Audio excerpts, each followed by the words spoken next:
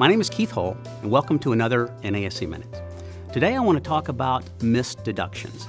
As president of the National Association for the Self-Employed, I get the opportunity to travel all across the country to talk to small business owners just like you. And I very often get the question, what deductions am I missing? What am I leaving off my tax return? Now, most deductions come from your business checkbook.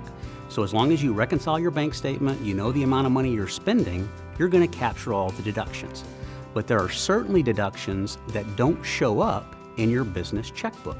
Perhaps the most common is the business use of your automobile.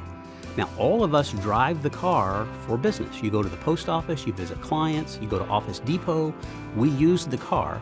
The miles that you drive for business generate a tax deduction. And this is a very easy one to miss because it doesn't show up in your business checkbook. Now, there are two ways to calculate the deduction for the business use of your car. The first is the standard mileage rate method, and second is the actual expense rate method. Now, using the standard rate method is most common, and it basically requires you to keep a mileage log, so you keep track of all those miles that you drive for business. At the end of the year, use the IRS stated rate per mile, like a number of cents, 56, 58 cents per mile. Multiply the two together, that's your deduction. Pretty easy.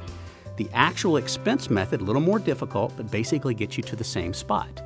You keep track of all the expenses you incur to maintain your vehicle. So gas, oil, car washes, repairs. If you own the car, there's a depreciation factor. If you lease the car, there's a lease payment factor. Add up all those expenses. You still have to have that mileage log, but now you determine the percentage of business miles to total miles, multiply that percentage by all those expenses that you added up, and that's your deduction. There's a common factor there, if you were listening, regardless of which method you use, you must have that mileage log. So regardless of whether you use actual expenses or standard, you still have to keep track of those business miles. Now, there's a bunch of different ways to do that. You can use a PDA or one of the iPhone or Android apps to track your miles. You can use an Excel spreadsheet. Perhaps my favorite is a spiral notebook, just keep in the car to keep track of those miles. But regardless of what makes sense for you, you must keep track of your business miles. Once you have that mileage log, now you choose whichever of those two methods gives you the biggest deduction.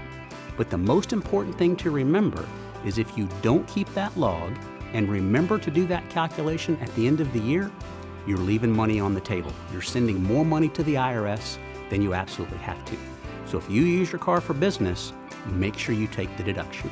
If there's questions we can help with, bookmark our website at nase.org, and always remember, you're not alone.